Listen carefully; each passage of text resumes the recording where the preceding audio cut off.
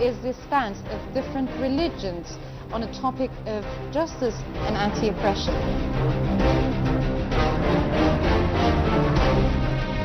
What does the Holy Quran say about justice and anti-oppression?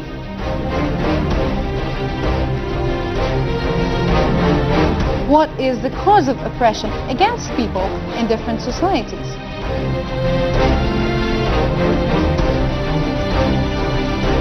Follow us for the answers of these questions and related discussions in our live program Open Talk, which is in less than half an hour.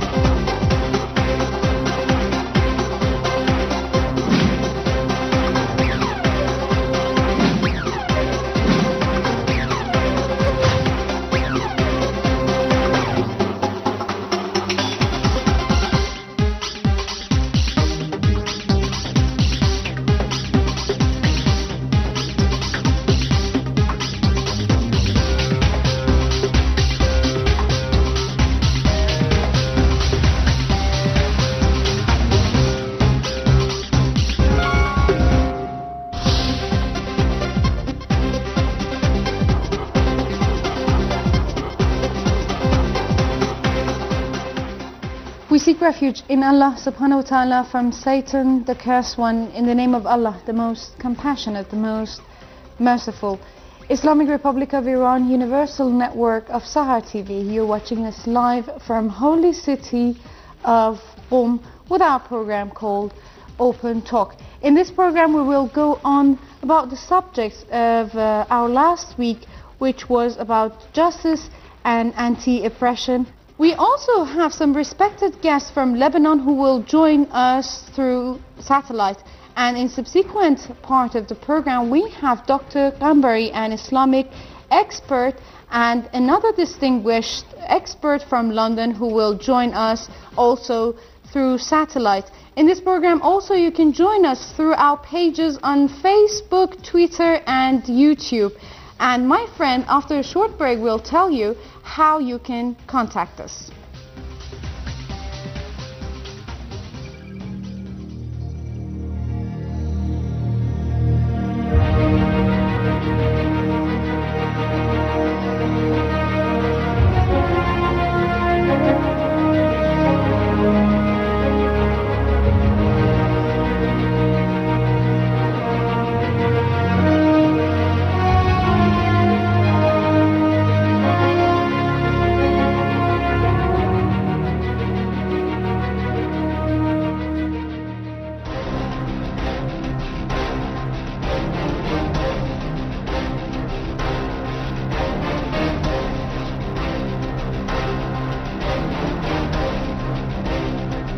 There is one word that captures the essence of all Islamic laws and all Islamic teachings. One word that describes the overriding value that permeates all Islamic values: justice.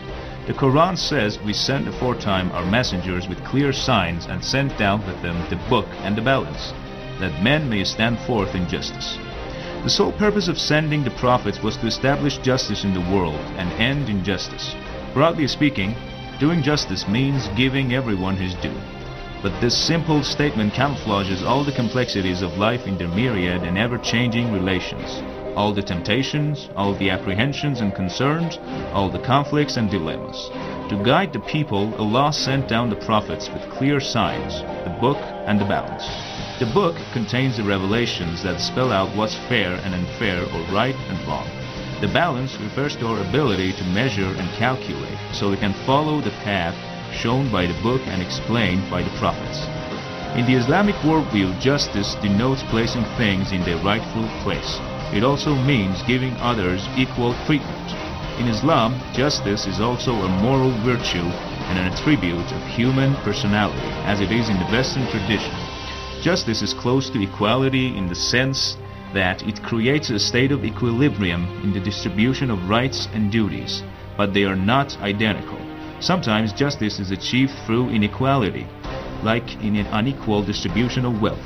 Islam has also forbidden undue discrimination, cruelties, and exploitation. There is hardly any society which does not talk of truthfulness, justice, and rational laws, nor there is any regime which does not claim to uphold the people's rights and welfare. In a society, unless the high-sounding slogans take strength from their roots, they do not go ahead of slogan-mongering. The slogan of social justice is raised by every government, but you will not find even a slight tinge of social justice there. The reason is that such slogans are not based on sincerity. Nowadays, neoliberal and managerial ideologies have consistently favored social policies that generate high levels of poverty. An anti-welfare political climate, punitive welfare reforms, periodic budgetary cutbacks, and the subsequent latent or manifest anti-oppressive movements in the world. This is sustained by highlighting the broad and universal impact of neoliberalism in relation to the justice aspiration.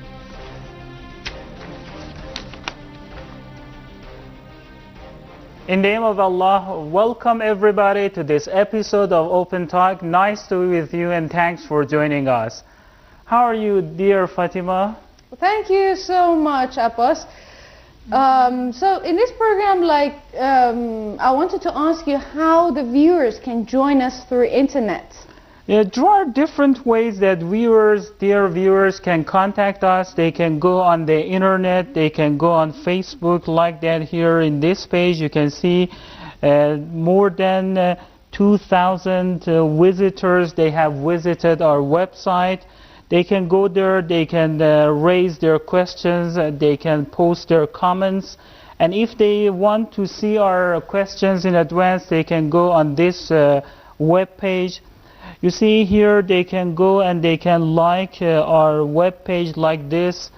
They can also go on Twitter. Here we have Twitter. They can go there, they can post their comments. And they can also go on YouTube.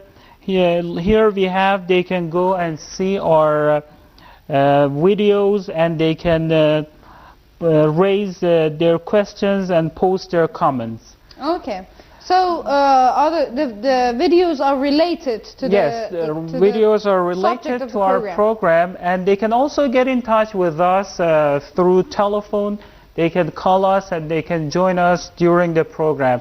And our phone lines are subtitled during the program. They can call us and join us in discussions. Okay, so I think the easiest way nowadays is Facebook. You know, because Facebook is a big media. So you can post your question, comments, and tell us your idea about the program. We will have a short break now, and then we come back with our guest.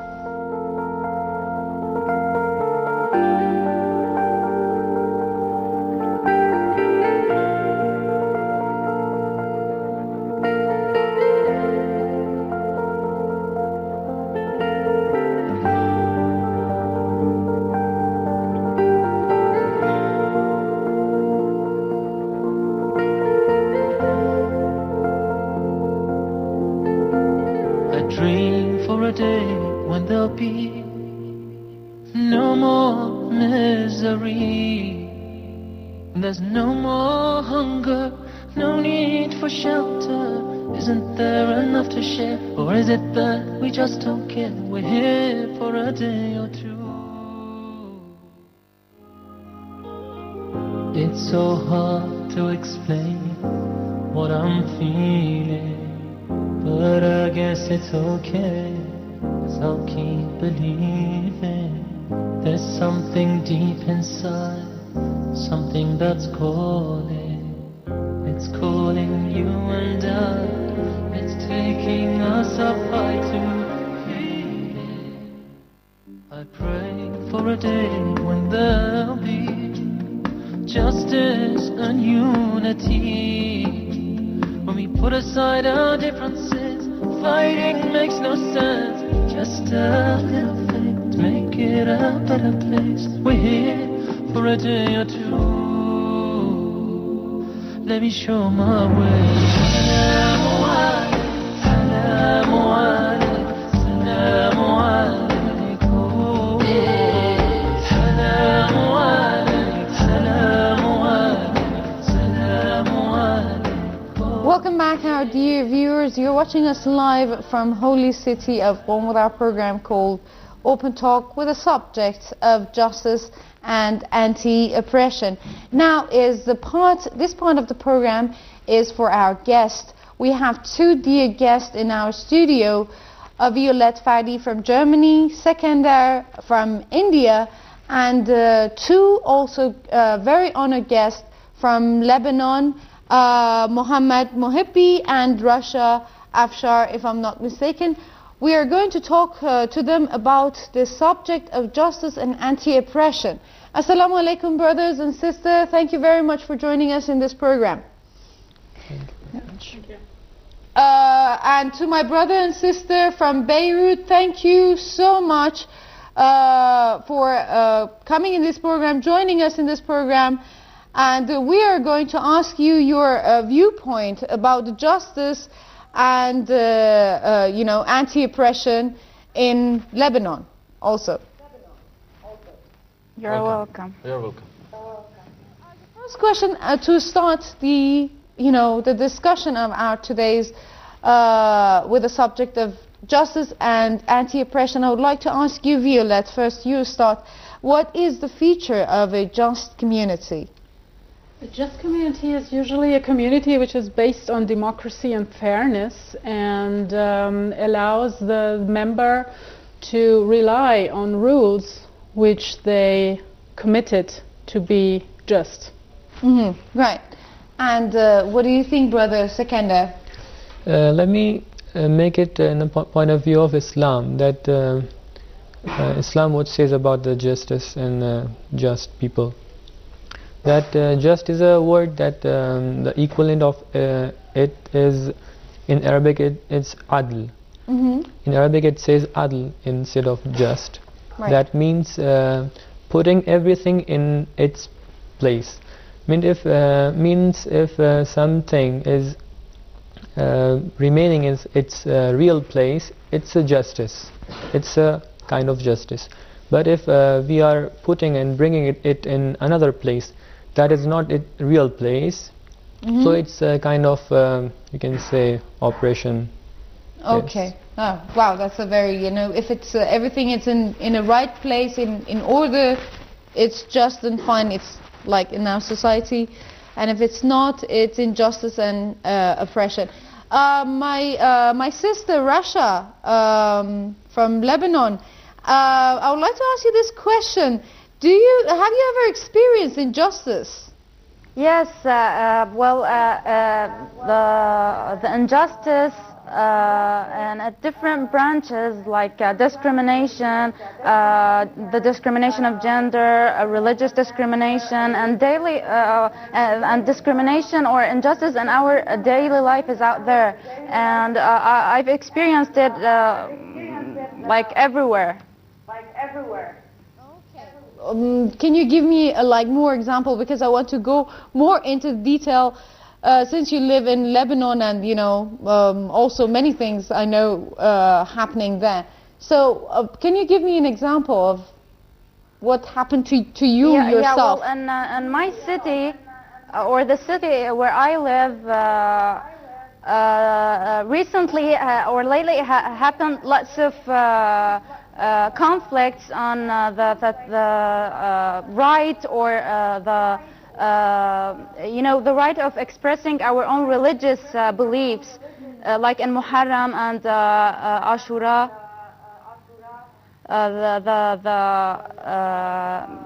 you know, the martyrs of Ashura and these 10 sacred days, we just, our party had just put some, you know, yes, we wanted to express our own grief to our Lord Imam Hussein, and people from another class of thought or another religion has come and you know, tore them apart, and they run a conflict and something which we thought will develop into a civil war. Yeah, that's true. Let me ask the same question to Brother Ahmed. Brother, have you experienced it also, being, you know, you being treated unjustly?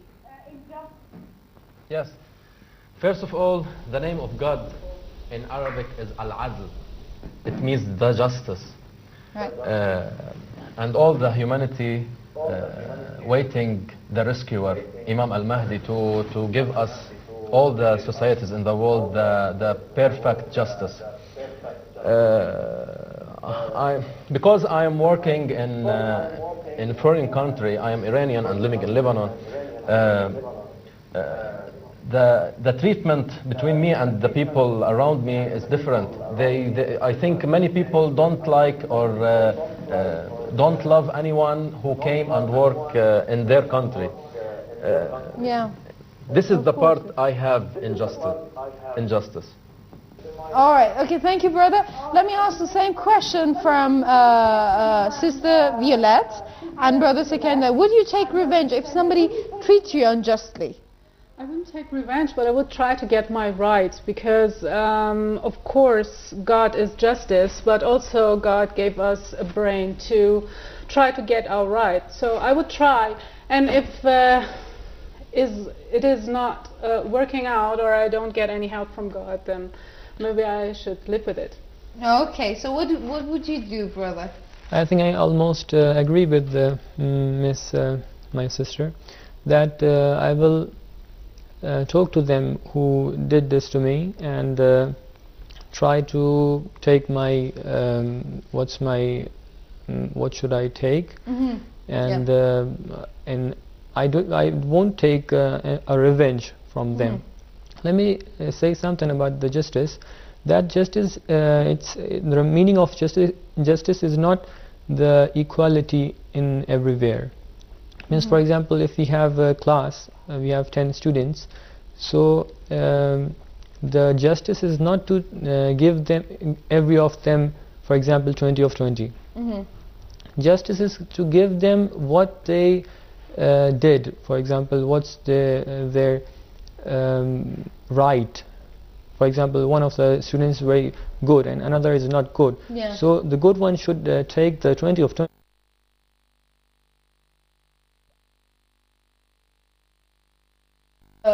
Interrupting you here, but so my friend, do you have any Skype or video call for us? Yes, here we have a guest from Hungary, Anna Maria, and I have a question. What is the effect of justice on every individual in the society, and how does it lead to anti-oppression? So, hi, my name is Anna. I'm coming from Hungary, living now in Germany, and I would like to answer the question that Mohammed asked me about justice and how it affects the behavior of people in a society. As I mentioned, I was born in Hungary. I lived there for 27 years. And Hungary was a post-Soviet, post-communist country. And it affected badly the behavior of the people. I learned from my parents that if I have any problem, I just should try to keep it for myself and not to go further, or not to go to lawyer or court, or not to fight for it, actually, because it just doesn't bring you anywhere, and you will not succeed. You will not succeed anyway. And this behavior comes from the times when the Russians were there, and you just didn't have any possibility. You had to do what they told you, and if you try to do something extra or something more for your life, then it was better if you left your country, because otherwise you could have got to jail. Actually, the Russians left our country in '89, but in the older people's mind, it's still there. And in Hungary, people really feel small, depressed, and sometimes I have the feeling that they feel themselves like in a cage. They don't really have positive thinkings or thoughts, and they just really don't fight for the right, because they know that nobody will give them right. Thanks for joining us, Anna Maria from Hungary. Now, dear Sister Fatima. Thank you very much, brother, for the video, for the Skype you prepared for us.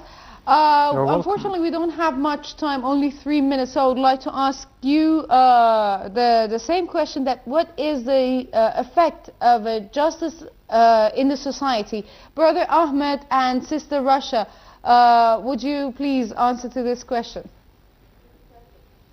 Yes, I think it gives us strength, power and hope, because the justice, when it's spread in the societies, in the whole world, it gives the people the hope, strength and power to build up the perfect community. Okay, thank you. Yes, what he's trying to say is that there also won't be a division between social classes, and people will equally take their chances, take their natural rights, and there won't be a hierarchical order in which people are divided into ranks, and there is priority for some fraction of them. So everybody will live in a democratic country where he, through his qualifications and abilities, will take jobs, take authority ranks and different chances. So in a likely society, people can channel their lives in the correct path, and there won't be any revolutions, for example, or oppression. Okay, thank you, Brother Ahmed and Sister Rasha from Beirut, who joined us in this program. I will ask you the same questions, Brother Sekender and Violet. What is the effect of justice on every individual in a society? About this question, I want to quote a verse of Quran. Chapter's name is An'am, verse number 82. Yeah. Allah says in this verse that الَّذِينَ آمَنُوا وَلَمْ يَلْبَسُوا إِيمَانَهُمْ بِظُلْمٍ أُولَٰئِكَ لَهُمُ الْأَمْنُ وَهُمْ مُهْتَدُونَ. Those who believes in God and they don't mix their beliefs in injustice, for those people we have a kind of social safety, social security. So this is a kind of result of justice in our societies, that we have a kind of safety in our societies. So we have this safety will cause to make our societies developed, and it caused that we will progress our societies to our developments, I think. Okay, Violet, what do you think? Yes, I would agree, and I would also add that this feeling of safety would make all the people follow their duties also towards the community to keep the just up. Okay, thank you very much, Sister and Brother Sekender, for joining us in this program. I want to add something. Yep, sure. Yeah, I want to express my condolences about in advance about the Ashura and the martyrdom of our third Imam and third successor of Prophet Muhammad sallallahu alaihi wasallam, Imam Hussein alayhi salam, to all viewers and all audiences. Okay, thank you very much. Thank you very much, Sekender and Violet. Our dear viewers, stay with us. We will come back with the expert part.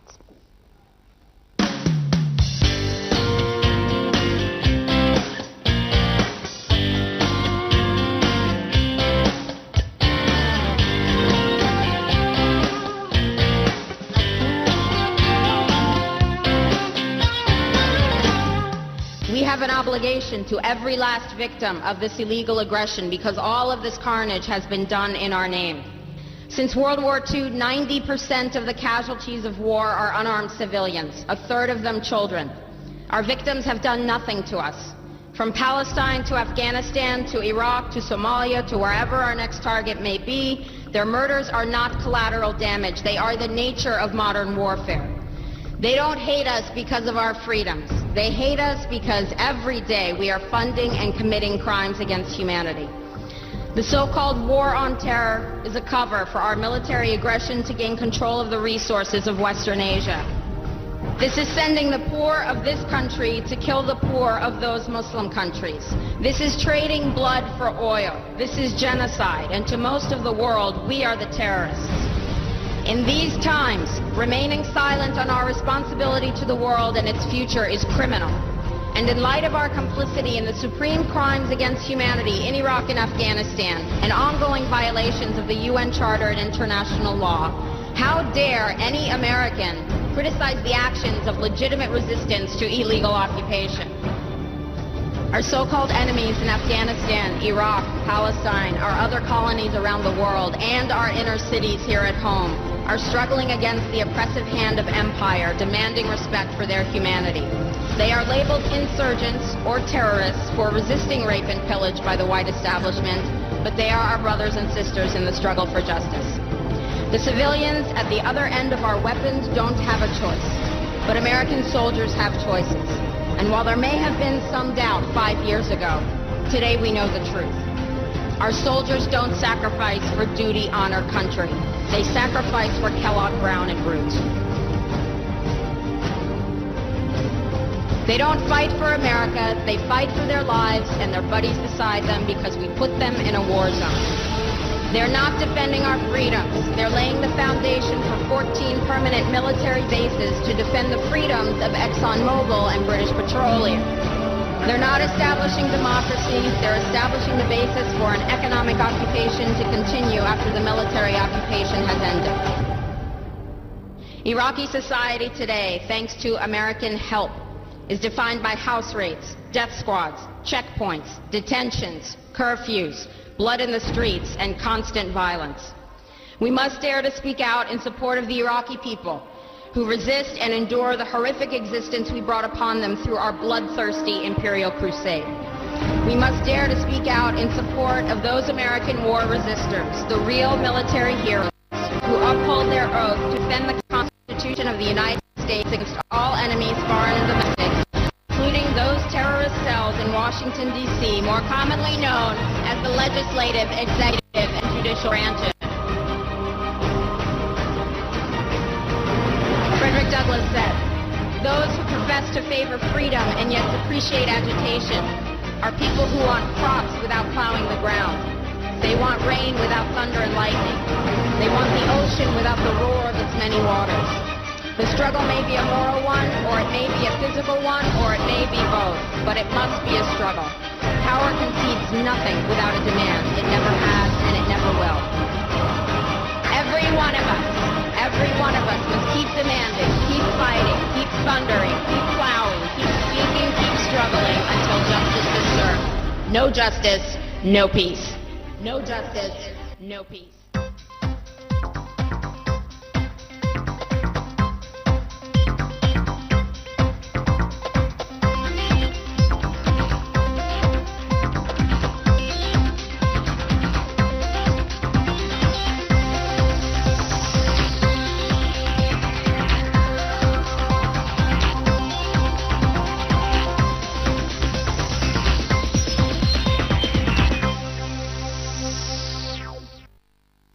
Wow, that was a very powerful speech. I hope you enjoyed it as much as I did.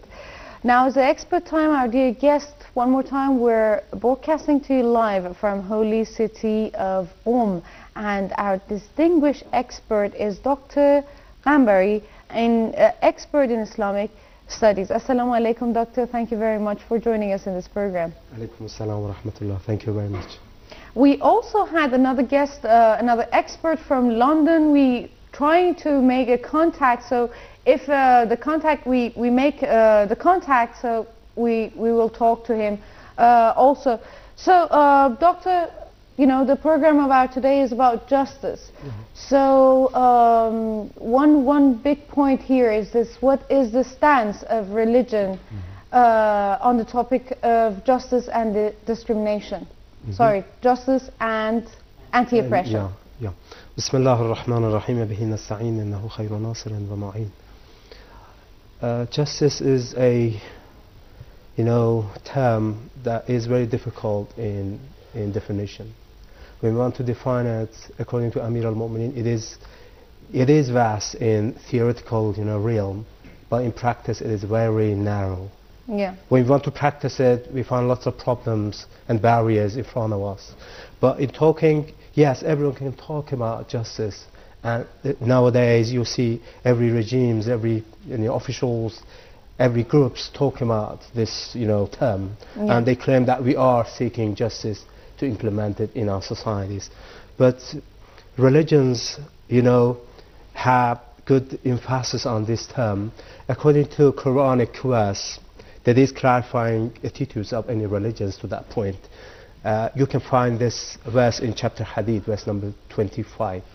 Quran says, لَقَدْ أَرْسَلْنَا رُسُلَنَا بِالْبَيِّنَاتِ. We send all apostles and messengers with very clear proofs and argumentations. So when they come, they have clear, you know, evidence, clear argumentation for people. No doubt for the, you know, statements of prophets of God, for people to say, okay, I'm in doubt of what they are saying. No, it is very clear like sun, like yeah, moon. like everything is Like clear. everything. But how is that possible? You're saying it's very difficult, and on the other side is very clear. Yeah. So why justice is so difficult, and, you know, to make justice in the society if it's like everything God make everything clear? Yeah, because our attitudes and perception from this, you know, term is different.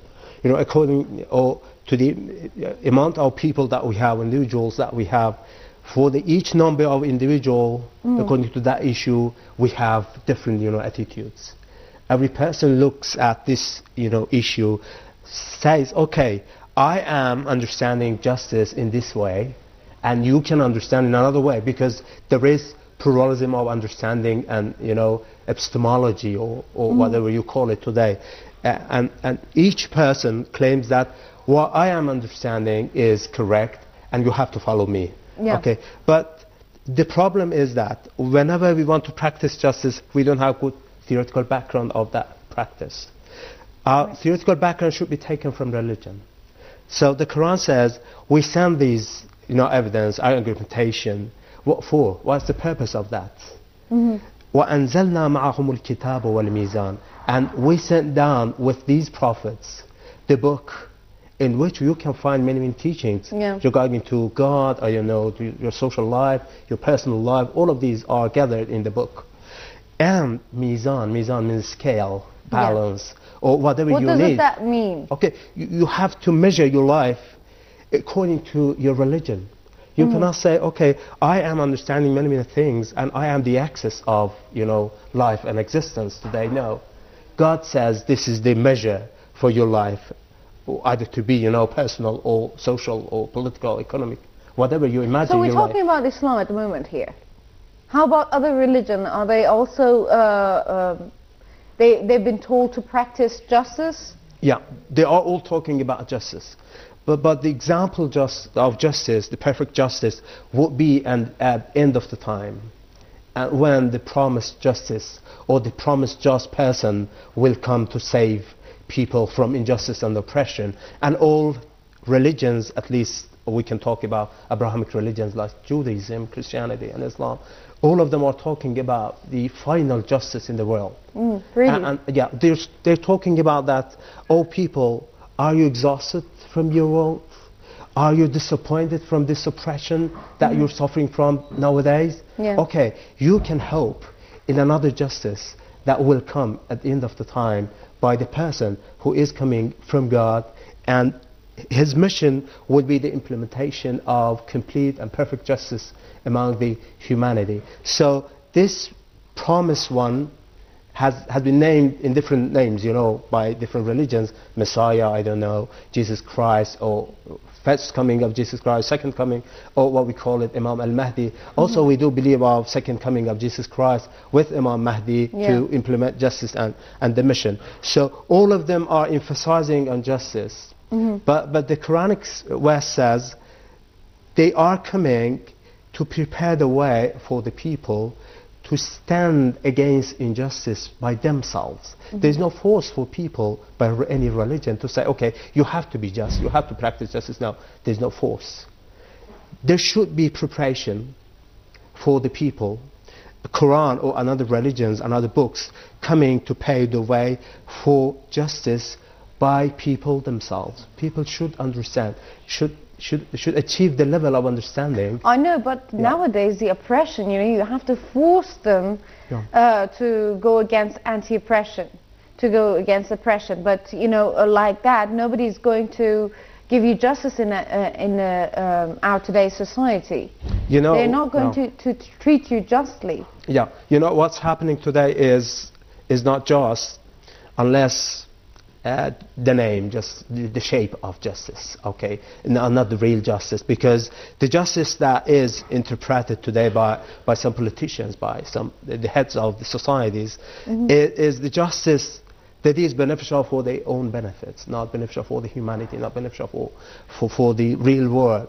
It doesn't bring, you know, any kind of welfare or safety or security for the people. No, the justice is something beneficial for the great powers, you know, security. For example, there is today war against terror, war against, you know, oppression in the world.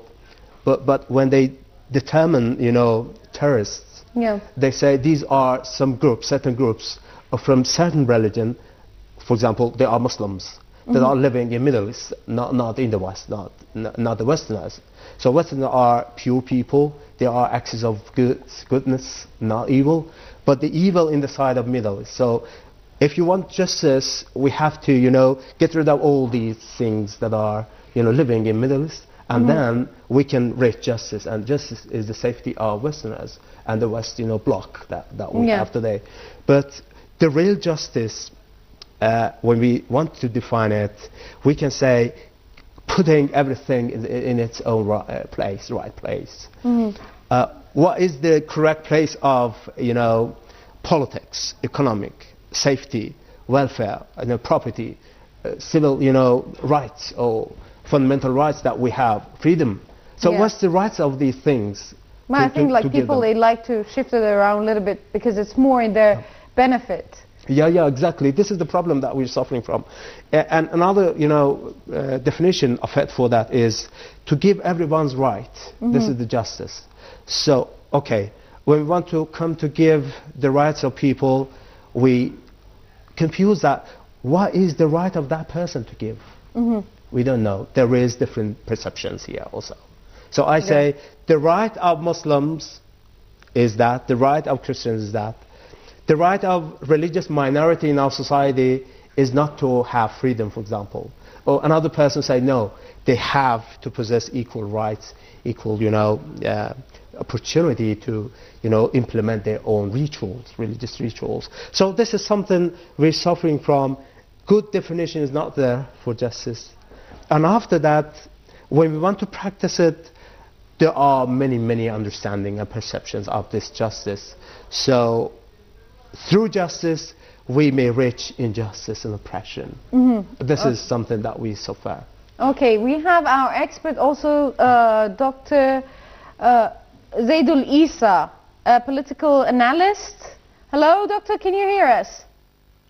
Yeah, I can hear you clearly, very clear. Okay, thank you very much for joining us in this program.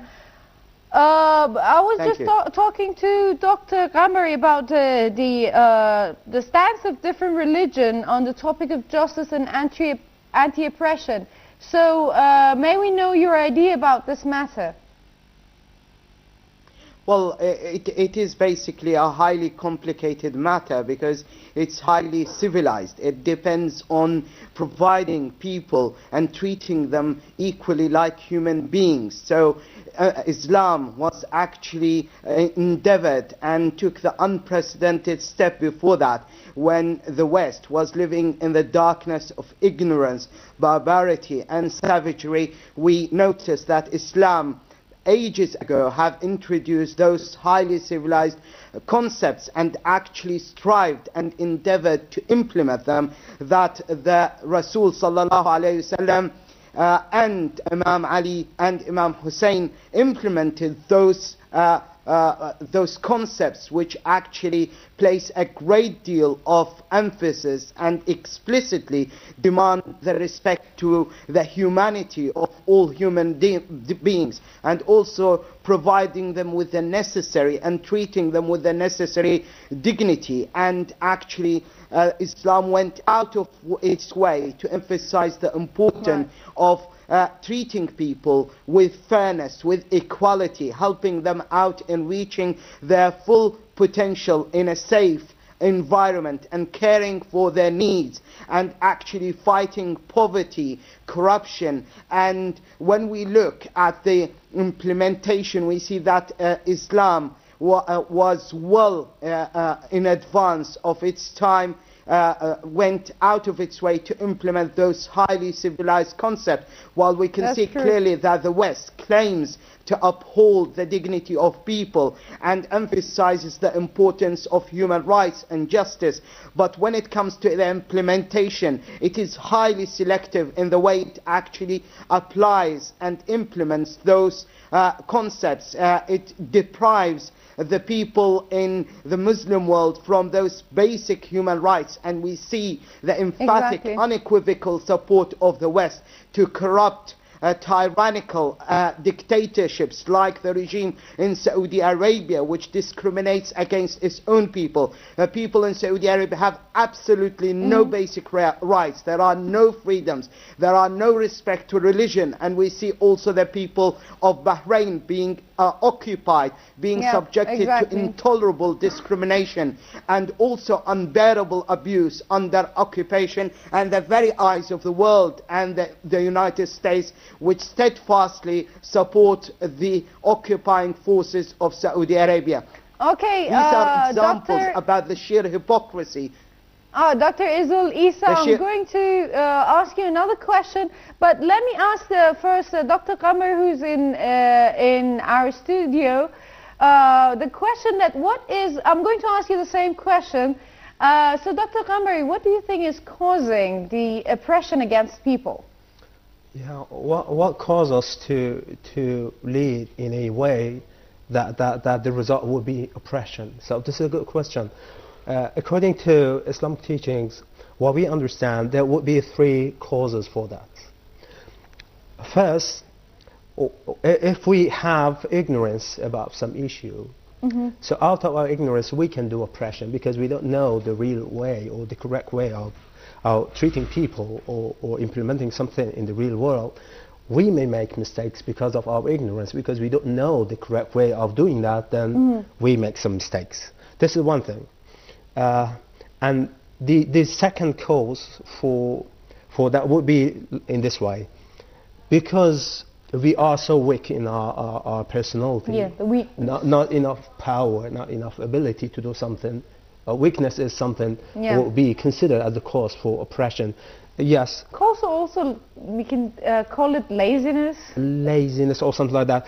Suppose that I'm not enough power to resist against you, then in the absence of you, I'm talking about you. This is backbiting, or doing ghaiba is haram, forbidden. Okay, so, or I don't have enough money to prepare for myself. Then you have something more than me. Then I start jealousy, to be jealous. So this is something oppression out of my weakness. And the other cause, the third cause for me, is the materialistic desires and lowest desires that we have, the passions that we have, because we forget all the highest noble characteristics of morality and ethics and spirituality, and focus on materialistic world. After that, we may, do some mistakes and oppression and do against justice that Allah has given to us. Okay, thank you very much. Dr. Zaidul Isa, What do you think is causing oppression against people in different societies?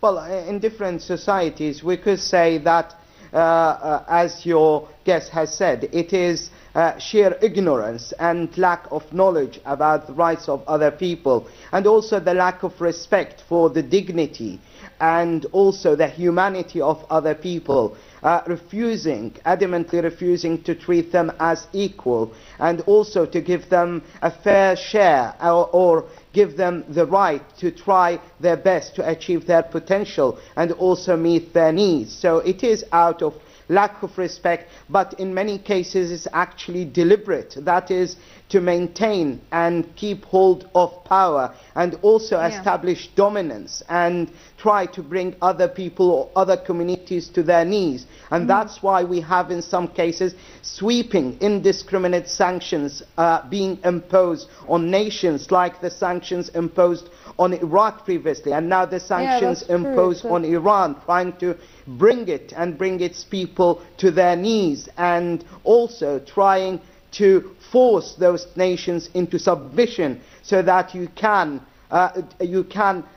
take over their full resources and deprive them of what is rightfully theirs. So it is a way of establishing influence and trying to push others and force them into full submission. These are all things that have been practiced previously, and they are still going on, despite what some people try to say and describe themselves as the civilized world or the civilized Western world, while at the same time discriminating against less able countries, trying to deprive them the benefit of knowledge, the benefit of also establishing themselves and reaching some advanced stages in scientific achievement. The time is not allowing us to continue this subject in this program. Inshallah, hopefully we will continue next week, and I hope you join us for our further programs. Thank you very much. Thank you. Okay, Dr. Qamari, thank you so much. Unfortunately, we don't have much time, but we will continue this subject next week, inshallah. Thank you. Thank you.